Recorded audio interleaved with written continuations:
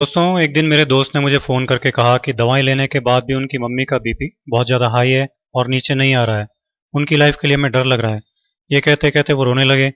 मैंने कहा चिंता मत करो, मैं एक नुस्खा बताता हूँ, उसे तुरंत बनाकर दो और एक एक्यूप्रेशर भी बता देता हूँ जो कितना भी बीपी हाई हो जाए तुरंत काम करेगा और 5-7 मिनट में ही बीपी नॉर्मल आ जाएगा।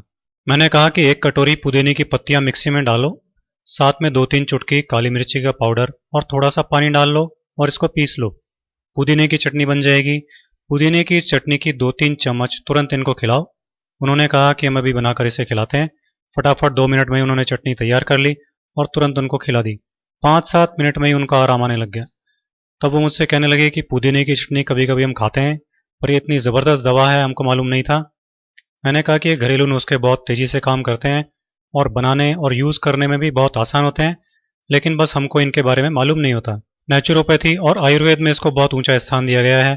अब आप ऐसा करना कि अभी तो हर 2 घंटे से एक एक चम्मच ये पुदीने की चटनी को खिलाना और फिर कल से दोनों टाइम खाना खाने के साथ इसे खिलाना।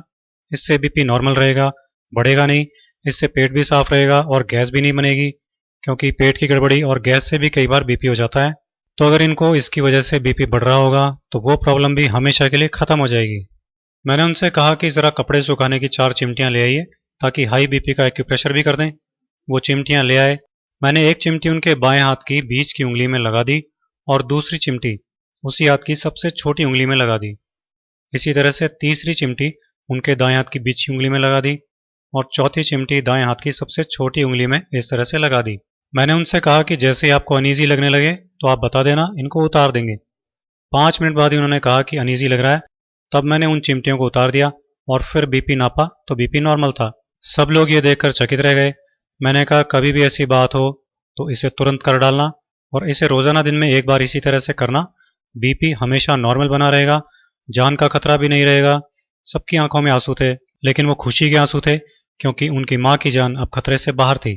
तो दोस्तों, आप भी हाई बीपी के इस बेहद आसान इलाज को यूज कीजिए, अपनी लाइफ सेव कीजिए और लाइफ बढ़ाइए। दोस्तों, हमारे इस चैनल को सब्सक्राइब कीजिए और फिर इस बेल आइकन को क्लिक कीजिए, जिससे हमारा नया वीडियो आप तक सबसे पहले पहुंच सके।